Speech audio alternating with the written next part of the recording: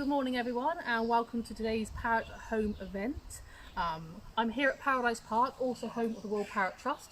Now every year we do a stand at Think Parrots and we like to meet all you guys and fellow parrot owners and discuss lots of enrichment ideas, but sadly because Think Parrots can't happen this year, we're not going to have a chance to meet you all. So we did want to put something together, so I'm going to attempt to give you all some ideas and basically some enrichment ideas and some things you can do at home for your own birds. My name is Louise Caddy. I've been working at the park here for over 20 years. I'm head of the parrot section and a big part of my job is basically trying to enrich the parrots' lives, give them things to do, new ideas, just basically entertain them and try and encourage some natural behaviours to prevent boredom. So I'm going to start something with the most common thing we do here, and the easiest thing we do here is the greenery types. Now greenery is something that a lot of people are a bit wary of because they just don't know what type of greenery they can use. Because they don't know what they use, they choose not to use it. But it's brilliant for birds. Like I said, once you know what you're talking about and you know what type of greenery you can use, it's cheap to get hold of, it's readily available, and your birds will get hours of fun out of it. And the best bit is there's so many different types you can use, but it's important to remember if your bird doesn't choose one type, it might choose another. So don't just try one type of greenery, your bird ignores it and then don't do it again. Be persistent, try new things. So I'm just going to run you through some of the basic ones that we use at the park. There are many types you can use, there's many lists that tell you what is safe to use, but these are just some of the common ones that we grow here ourselves at the park, so readily available for us. So the most popular one we have is the Island's Oak. Quite a hard wood and very green and bushy, but ideal for birds. They'll chew this and have hours of fun. And like I said, the good thing about this is one of the only things that are safe to use that are green all year round, so even the winter months we still have some leaves to use. Moving on, next we have the ash, another popular British species you can find, and this is quite distinctive by the black buds. You can have a look there, David. You can identify that quite easily by these black buds on the bark.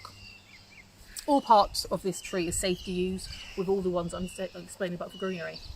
Next up, another popular one and easy to find and quite distinctive is the sycamore. Tell by the distinctive leaf shape there.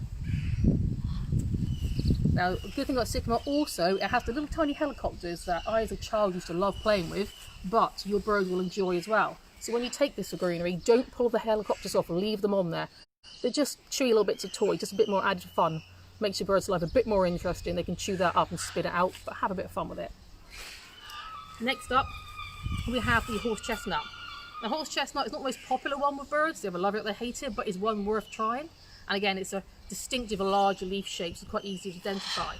Okay, when you get your greenery, check where you're getting it from. Don't get it from a roadside. Ask permission for where you're getting it from, and make sure you identify it. Like I said, these are ones that are all safe to use. If in doubt, there's many apps you can use, or just go online and Google it. Another popular one is the willow. We use a lot of willow here for our colony of Lillian's lovebirds and the black-cheeked lovebirds. It gets them a breeding condition because it's quite soft wood. They will strip the bark off and line their nest boxes. So it's brilliant for smaller birds especially, and they will really enjoy just stripping the bark because it's so soft and easy to do. And again, all willows are safe to use. Any member of the Salix family is safe. We've got the original willow, I call it. I've got some twisted willow I'll show you in a minute. And there's also a new species, the flamingo willow, which has a lovely pink flower, leaves on. Next up is the hazel. Again, quite a commonly found species. Have a look at that. And then the last one I have here is eucalyptus. Now, again, I love it or hate it one. Some birds love it, some birds don't. But again, it's worth trying. Variety is the key for your bird, and if you've got one of these trees, they're just so easy to snip a few bits off, put in your bird's cage. Also think about spraying the greenery. If you spray the greenery with water, a lot of birds love to rain bathe actually in it, so if you have that in your bird's cage and it's all wet, they'll rub against it and get themselves bathing, which is another form of enrichment which I'll really enjoy. Here we have the types of perching that we commonly use here at the park. Now, perching is so important for your bird. It's one of the most important things to think about when setting your bird's cages up. The wrong perching can really damage your bird's feet. It's crucial for proper foot care to have adequate perching. It's okay again, oh, I've got concrete perch because he just chews the natural perching. I keep replacing it. Birds are designed to chew things. Birds like to chew. You don't want to discourage that. If you have a concrete perch, your bird just sat on it all day long. All that's going to do is rub around your poor bird's feet, rub the pads and cause abrasions and bumblefoot and loads of foot-related ailments. So Concrete perches are okay, but used with other natural perching. I would never ever use dowel perching. Dowel perching has no benefit to your bird whatsoever and will cause ongoing foot problems for your bird. Most parrot cages come with dowel perching because they're cheap and they're easy to put in. But if you get one with a new cage, just get rid of it straight away and get a natural perch. Natural perching will exercise your bird's feet. Your bird will sit on a perch, move around, exercise its feet, keep its nails trim, and also just good foot care. It's essential. Now, what type of perching you use can depend on what type of bird you have. For example, you have a large macaw that likes to chew and he's forever chewing through his perch. Think about getting a more harder wood. For example, the oak. The oak here, this is the ilex oak, but also the natural oak, is one of the hardest perches. If you used to bang it on the table, it's really hard and it's really heavy, but that's ideal for a bird that likes to chew a lot. It'll last a bit longer, but it still has the ability to chew it.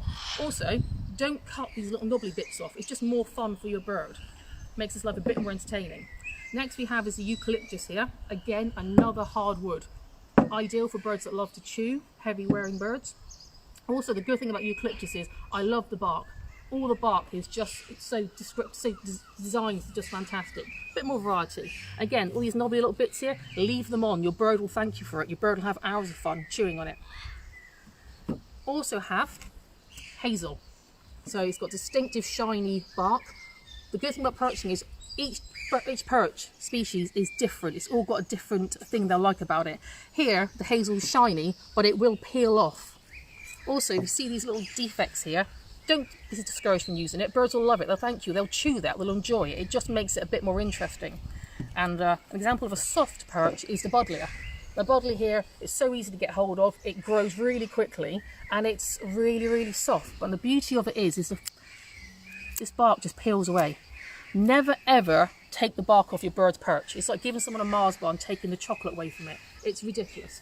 Birds want to chew, they want to play with things, they want to strip the bark off themselves. Apple's another one. We have cockatoos here, their eyes light up when an apple come along and they'll strip every last bit of bark. Then 2 days later I'll replace it again. Yeah, it's a tedious job, but it's worth it because the bird loves it. So that's my perching. Whilst on the subject of perching, we don't use any pine here because of the sap and it's toxic, but we do use pine cones. Purely because we bake them in the oven and it dries them out and makes them sterile and safe. So here's why I would pick one up from the floor from around the park so I know where it's come from. I will clean it off, making sure it's nice and clean. There's a little bit of lichen on that, but birds love lichen, don't be discouraged from that. I then put it in the oven on a low temperature, about 150 degrees for about half hour to an hour, and then the heat will cause it to open up itself, and then you have this beautiful pine cone. Now for a larger bird, that's an ideal foot toy. He'll sit there, he'll chew that for hours. Or, make it more interesting, put treats inside the actual pine cone, make it a bit more interactive. Or you could even drill through it and suspend it on some rope to make it more of a toy for him. But if you're going to drill through it, I learnt the hard way, always drill through this part here. If you don't, the whole thing just collapses. So yeah, that's pine cones. I'm now going to move on to some other types of things you can use with birds. It's different types of greenery and different types of plants. One we have here, we have a large hedge of it, is this hardy fuchsia. You can get a close up look at these flowers here. This is the hardy variety, so it's a bit more long wearing. We have large hedges of this and we're always trimming it back and the birds will love it. The good thing about fuchsia is the whole plant is safe to use. Flowers, leaves, stem, bark, everything. And the bark, if you look at it, look at the texture on that. The birds will love to just peel that off. Hours of fun for them. Another type of fuchsia is this one here, which has got more flowers on it, but the flowers are beautiful. The birds will enjoy, relish, just chewing those flowers, taking the pollen out, and the little pods especially. We have eucalyptus that go crazy for those. And again, all fuchsia parts are safe to use. So if you've got some in your garden, feel free to trim it back and give it to your bird. Next up we have the hawthorn. I have got hawthorn berries here, but it's escaped me. So the hawthorn here, it's got a spiky plant, so be aware when you're picking that. But it should have berries on it, which I'm going to find.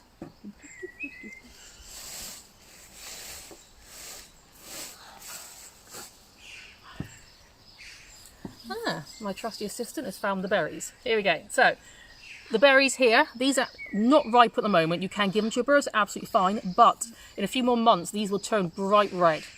Hawthorn berries are fantastic for your birds. They're an antioxidant and full of vitamin C, so they're brilliant food to give them, a brilliant treat. Also, you can, when the berries are bright red, you can pick them and store them in your freezer and use them at a later date. So something that keeps them going.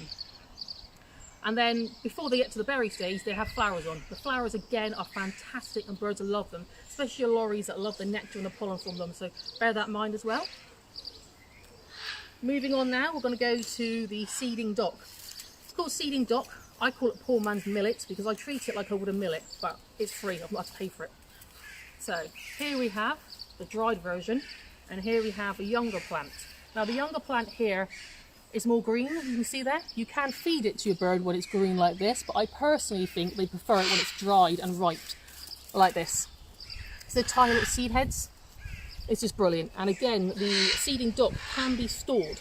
So you could dry this out quite easily, just making sure it's in a dark, cool place. Put it flat in some trays, making sure there's no moisture on it, and it'll keep for months. So you've got a nice source of seeding dock for the winter months. Ideal, and like I said, birds relish it. Moving on now, I have some different types of seeding grasses. These are all found in the countryside. I mean, I don't know about you guys, but on lockdown I've done a lot more walking with my dogs and my children, so I'm always coming across seeding grasses and things that are safe to use, which is brilliant. So just take a pair of scissors with me. I know it's a safe environment, I know there's no dogs around the area, I know it's not being sprayed. Once you know it's a safe place to get stuff from, go to town. These guys here is the Yorkshire fog, also known as the velvet grass. It's a lot softer. And this type here is the cocksfoot. It's a lot more stringy and a bit harder wearing, but both are relished by birds. And what I would do personally, if I had an aviary or budgies, for example, I'd take a nice handful like that, put a cable tie around it, and then I just cable tie it to the side of the cage. Your bird will come along and just attack it. It'll either play with the seed heads, eat it, or like most birds do here, they will just destroy it for the fun of destroying things. Birds love to destroy. This is a cheap and easy way of letting your bird do that natural behaviour. Obviously, if you had a bigger bird, I wouldn't use cable ties, I'd use some natural jute or some strips of leather. Again, here are different types of dry grasses, because you can keep them once you dry them out for a later date. And I have some clumps of grass. You know, you don't need to just pick it, you can also just pull the whole clump up, put it in an aviary for your bird. They love to dig around the roots, dig in the dirt, get a bit of bugs out and have a bit of fun there. So, over here I have some crested dog's tail. With a closer look here, you can see the lovely purple flowers on it. And if I was to hit it, you can see all the pollen coming out. And you can see that. It's all over me now. But birds absolutely love it. It doesn't have to be small birds, larger birds. Put a clump of it in and see what they think. And I'm going to move on to some different types of flowers that I use here commonly at the park. There's many safe ones you can use. Oh, sorry, I forgot my favourite, typical Quaker grass. Quaker grass is amazing. Look at that. Birds love it. These tiny little pods that they just rip apart and destroy. Now what I done last year is, because I realised how much the birds around here love it, I just took some of these seeding heads and I threw it in a flower bed. Now this year I've got my own supply of it. I know my bird likes it, I know I can get the seeding heads, I just throw it on the ground somewhere safe. Now every day I just go out there and pick some as and when I need it. Same with all these grasses. Once you know your bird likes it and it's safe to use, take the seeds and sow them wherever you've got space. Maybe a small corner of the garden. So yes, so back to my flowers now. Roses, a traditional one. Now with the rose, I would only use the head, not the stem or the leaves. It's the head that's the safe part, but it's absolutely beautiful. Everyone's got some roses in the garden. Unfortunately, I wouldn't use any roses or any flowers from your florist or your local supermarket, because unfortunately, you can pretty much guarantee they've been sprayed. They've been sprayed, they've got a pesticide or something on them, or some kind of chemicals, which if you don't know, don't risk it.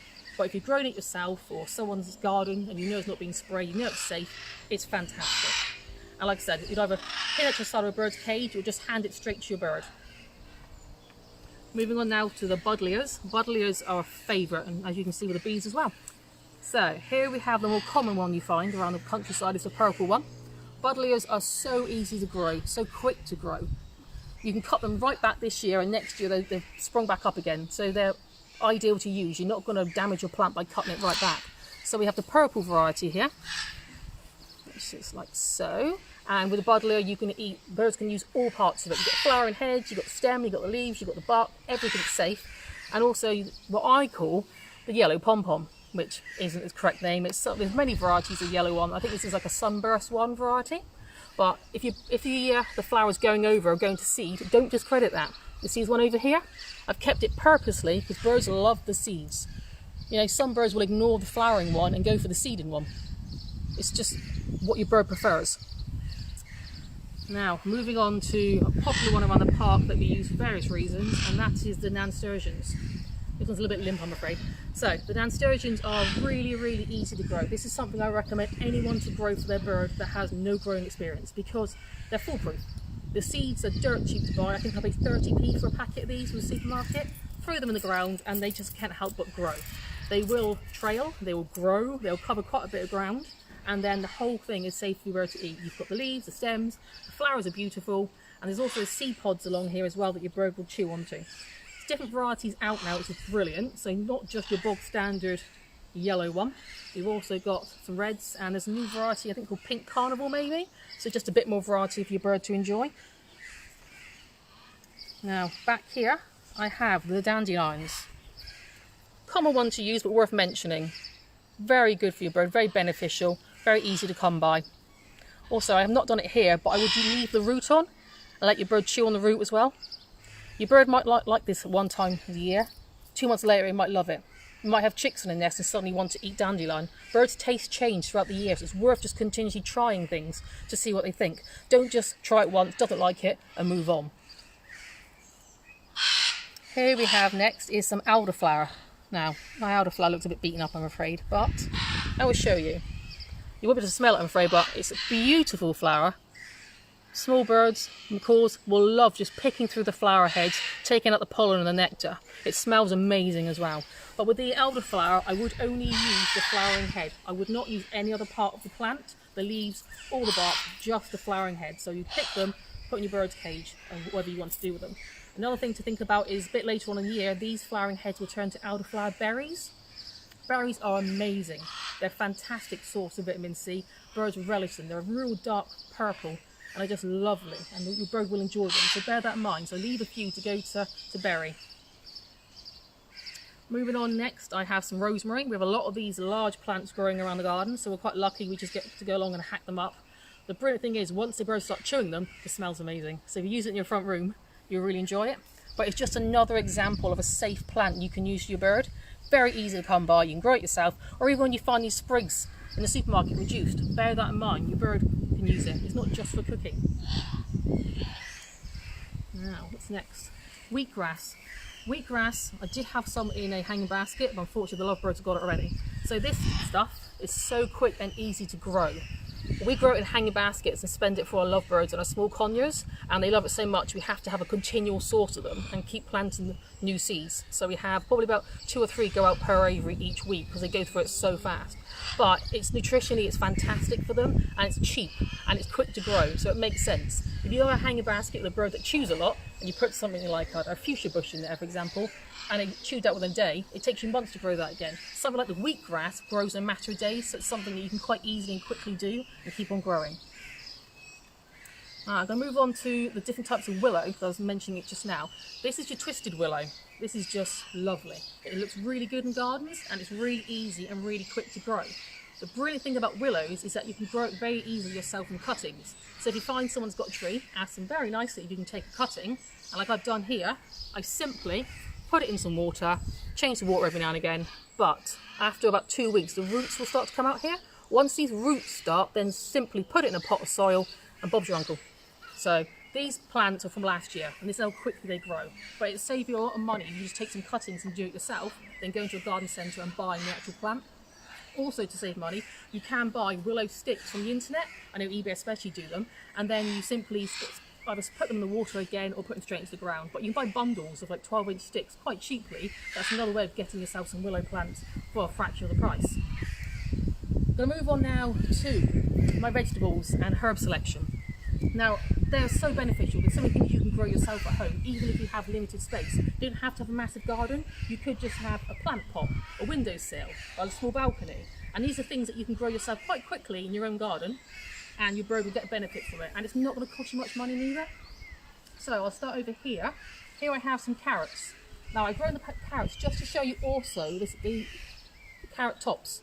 Now the carrot tops, personally, I cut these off and I'll weave them in my bird's cage in the wire. These look a bit limp, I'm afraid. But once you weave them, your bird will come along and just destroy them and forage through them. They're just something else you can do with them. We also have the beetroot tops here. These as well. As well as the beetroot being eaten and a lovely purple colour, you can use the tops. Again, weave them through the bars, put them on top of the cage, let your bird destroy them. On my plant pots over here now, I have some dwarf purple beans. Now the dwarf variety are ideal for people with limited space. Very quick and easy to grow and very cheap. I think these seeds cost me £1. Ideal. But also the good thing about the beans is the whole plant is safe to use. So one, you can either pick the beans off yourself and give them to your bird fresh, or pull the whole plant up. Or even, if you didn't have the twine on here, put the whole pot in the cage. Just another thing you can do. Well, if the bird was a large bird, I wouldn't use a plastic, I'd use a ceramic pot. But if you had a small, and maybe with small budgies or finches, this pot would be perfectly fine to go in there, and they could just destroy the whole pot. Sorry. Okay, here we have more of just the bog standard plain dwarf bean, not the purple variety. It's a bit of variety. And over here we have some rainbow chard. Just again, the different colours, the different textures, things for your bird to enjoy. These can be picked and they'll just grow again. We have some more beans here, and here we have the herbs. The herbs are amazing, really quick to grow, really cheap. You can use them for your cooking and your birds can use them, and they smell amazing in your front room. I've got some mint here. I've got some, oh, hold up, basil, love the basil.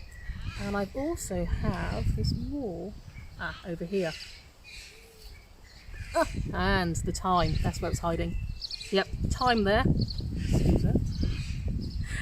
Thyme there, and we have some mint. Mint again, another one. But also bear in mind, when you're out shopping and you see these little packets of pre-cut herbs, sometimes they're reduced for like 10, 20p. Pick them up, give them to your bird. It's another thing you can give to your bird quite cheaply and make your lives a bit more enriching for them. Over here we have traditional peas, and I've just put them in a large pot. But this one here is for my children. They just come along and pull the pods off, and of course for the birds as well. But again, you can just pull the pods off and give them fresh, or you can use the whole plant. Pull the plant up and give them to your bird. Same thing with broad beans, another firm favourite of birds that you can grow quite easily yourself. These pots here are just different examples of what you can grow quite easily. Your rainbow chard, your thyme, your beans, mint, all looks lovely. You can use it yourself and you can share it with your bird. Now, moving on to, we have marigolds. Marigolds are a flower that can be safely given to your bird, but you only use the flowering head. So I grow this very easily, then I just cut the head off and just give it to my bird either as a foot toy or on his food bowl. Just a bit more fun for them. Now, my messy table here, I'm going to do a couple of demos of some basic stuff that I do here at the park, some simple ideas. Now first of all I want to go into, because I've been doing a lot more walking and there's so many things available, I've been making little mini birdie bouquets, I call them. Now I've made 7 different bouquets just with things I found here on the table. So this one, we have some kale, we have some plantain. This stuff grows all over the place. The seeding head is fantastic for the bird. I've got some rosemary and I've got some basil, one example. Here I've got some hawthorn, I've got a buddleia, seeding dock, and I've got some Yorkshire fog grass. You know, variety is the key. You can give your bird a bouquet every day, but you want to vary it up. If you give it the same thing every day, it's not enriching, it's just a routine. Your bird will expect it, your bird will get bored of it. But you could give a bouquet every day, and every day it's something different, something exciting. Your bird doesn't know what to expect. Here, Ilex oak, a rose, some grasses. Fantastic. I've simply used a cable tie. For a small bird that'd be adequate. For a larger bird I would not use a plastic, I would use again some natural jute. Here we have, firm favourite here, beautiful, look at that. A horse chestnut leaf, some clover, some seeding grasses, nasturtium. But what I'm trying to get at is the variety, the difference. You know, every day can be something different, and I can make hundreds of combinations just with a few things that we have here on the table, and that are readily available for yourselves. And one thing I didn't talk about and I skipped over was the beautiful clover. Clover is my another firm favourite, everything my favourite at the moment. But I have a very, very, very cranky yellow-streaked lorry here. He's arthritic, he's old, he's cranky, he hates me. Whenever I turn up one of these, I'm his new best friend. You can see the excitement in his face. I go up to his cage and he literally runs at me, grabs this, and he devours the whole thing. You've got your pink, and then there's the red clover. We also have the white clover. which is a little tiny one there. That's the white clover. Both varieties are perfectly safe to use, and again, and the leaves are as well. Also, when they go to seed, they are loved. Don't not you. There we are. Get close up with that, please. Look at the seed head on that. So you've got the beautiful flower head, and then it goes into seeding like that. But the seeds, they'll love that. It's just, again, something a bit new, a bit of variety to use your bird. Try new things. What I would say is, try a little bit of everything. Small bits of amounts. Don't just ram a whole load of clover in there one day and nothing for the next week. A little bit of everything. Variety is the key. Your bird will thank you for it. Now, I've got a few ideas here of how to present flowers. So, say for example, you have your bird out on your table. I have got this. I've simply got a piece of eucalyptus wood, very hard, and I've drilled some holes in the top, as you can see. Then I'm just simply going to pop in some flowers here like so, to make my very own flower display. Now this wood is very sturdy. It's going to sit on the table quite happily. Doesn't take very long, matter of minutes, just to fill this up with a lot of different variety to make this flowering toy for your bird. Your bird can come along, sit there quite happily, and then just go through all these flowers and see what he likes. He might pick the seeds off, he might just trash the whole thing. But the beauty of it is, it was cheap, it was simple, and it's just so different. You know, it's not the same. The next day you might come along and go, oh, do you know what? I might just put some fuchsia in it today. The bird's not going to know what to expect. There's that. I also have down here a hanging one. So this is the same principle. A longer piece of wood. I'll put a hook eye on the top and I'll hang it up. But this one I'm going to put in some buddleia at the bottom.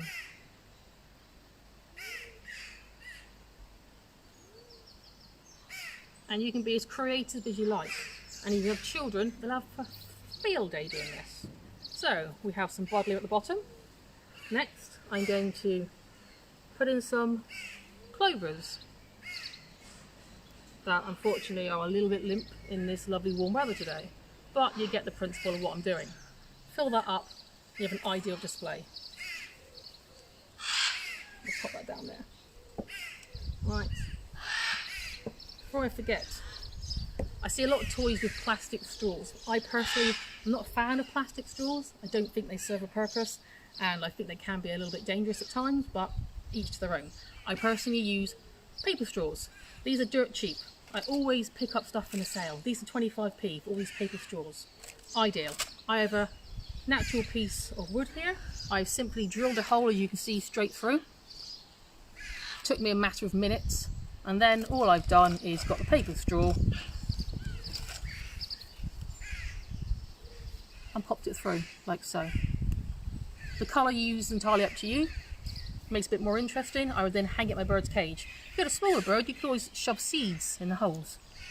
But again, the possibilities are endless, what you decide to do with it. But it's just an idea of something you can simply do at home that's very cheap to do. Moving on, something we do here at the park quite a lot, especially if we have trimmed back a tree and we have lots of small bits of greenery but are hard to use because of the size, we would make a rope twist, which is this. So I then simply tie it up, birds will come along and actually just climb all over this. Lorries especially, the budgie group, they have hours of fun. They will just go through the whole thing and just trash it. Do what they're meant to do, use their beaks, use their feet. Keep them entertained, and what you choose to put in it is entirely up to you, depends on what you have available. Now the simple way to do this, I'll put it down a second, is you would take a piece of rope like so, you would twist your rope out like this, and then you would put whatever it is you want to use through. Simple as that. And that would hold it in place. What I like to do personally is tie a knot at the end, either end of it. That way it keeps the rope nice and tight. And then whatever I want to put in. This one here, for example, has got elm, it's got seeding dock, it's got seeding grasses. It's got a whole variety of things. And again, just vary it up. And the rope, once you've eaten everything out that rope, you can use it again. You can either put it in your bird's cage, put it in the bird's aviary, it's entirely up to you. If your bird's a little bit nervous to start with, what I would recommend doing is putting it in the room, but not actually in the bird's cage. Just put it in the room near the bird's cage so you can see it, but isn't intimidated by it. When your bird is happy and comfortable with being in the same room, get a bit closer. You know, birds will be nervous, but it's up to you to introduce your birds safely to these things so they can get the enjoyment out of them. So that's that. Next, I'm going to go on to my plats. So this basically is just to show a technique of how you can plat things. If you look at the structure there. Now I've used cordyline palms for this, which when I'm not dried are like this. But you could also use card, wallpaper, if it's a safe variety, and then it's the same principle. So I've tied my end together and I simply, let's show you what I've done. I folded one over, I folded another one over, I held it with my thumb, folded that over, held it with my thumb, folded the next over, held it with my thumb. See what I'm doing here? Very quick. And in a second I'll let you see what it comes out like.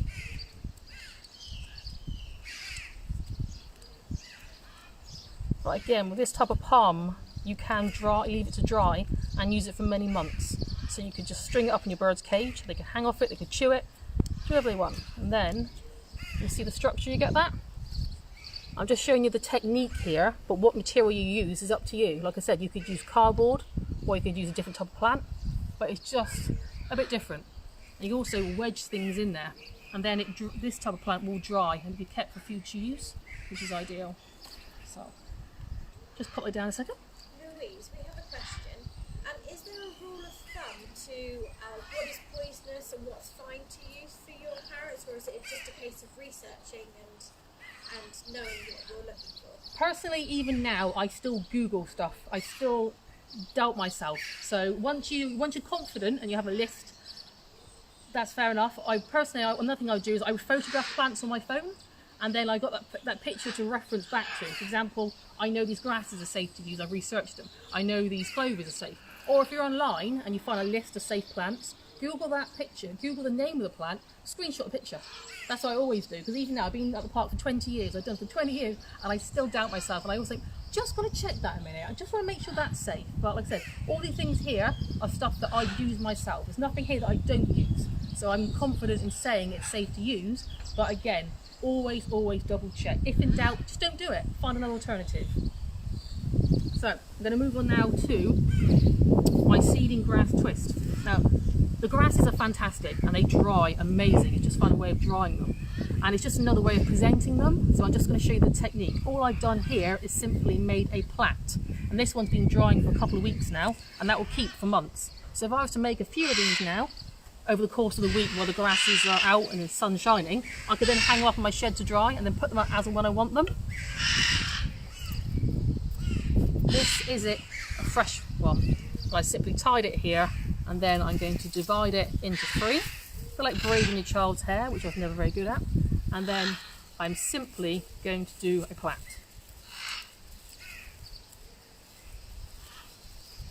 And then to make it longer, I would incorporate more grasses into it, so it's more of a French plat. But if in doubt, you can always get a YouTube video on how to do a plat. But this dried one here now, this has been in, like I said, hang up in the shed for a couple of weeks. It's good to go, as and when I want it. To make it more exciting, I might just come along and pop some flowers in it. I might thread some herbs into it. Just because it's dried doesn't mean I can't improve on it and put some fresh things in it to make it a bit more interesting, a bit more colourful. Birds love colour. Birds love variety. Might go and get myself a little bit of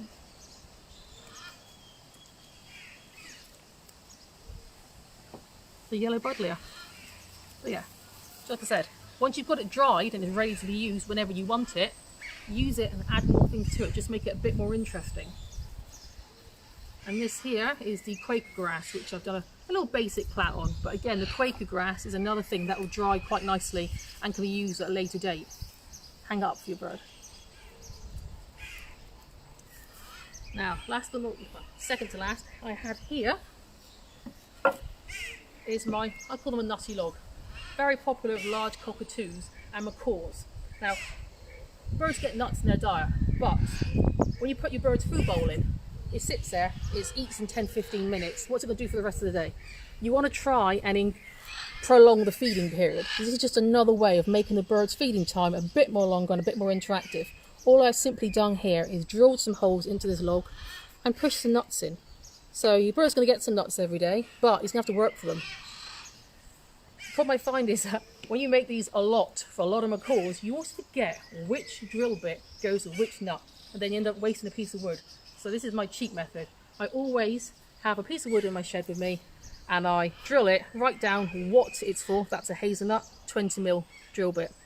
The rope that I used here, 13mm drill bit. It just saves me a lot of time, and then as I put different things in, walnut, hazelnut, pecans, I'll have a whole load of holes here, all labelled with the drill bit size. It's just something, if you're making things on a large scale, it saves a lot of time. Last but not least, I have a basic ladder I've made here. This is a real basic one, but it's really quick to do, and ladders are ideal. You can hang it in aviary, you can hang it in your house. This is very simple. This is just made with some oak, so as you can see, it's going to be very hard wearing. What I have done for this ladder, I've used one piece of rope, which starts at the bottom here, goes all the way up and around and down. That means it's just less pieces to tie up, and then I'll hang this up with a link to the top of the cage. Now I've pre-cut my wood. So I've measured my wood, 3 equal lengths. I've drilled the wood, adequate size to fit the rope through, and then I have cut my rope. Now the rope, if you fold it in half to get a rough idea of how big you want it, and then I'm just going to thread it through.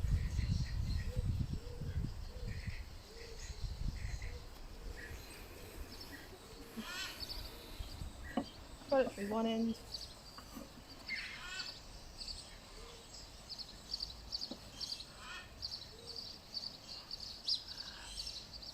thread it through another.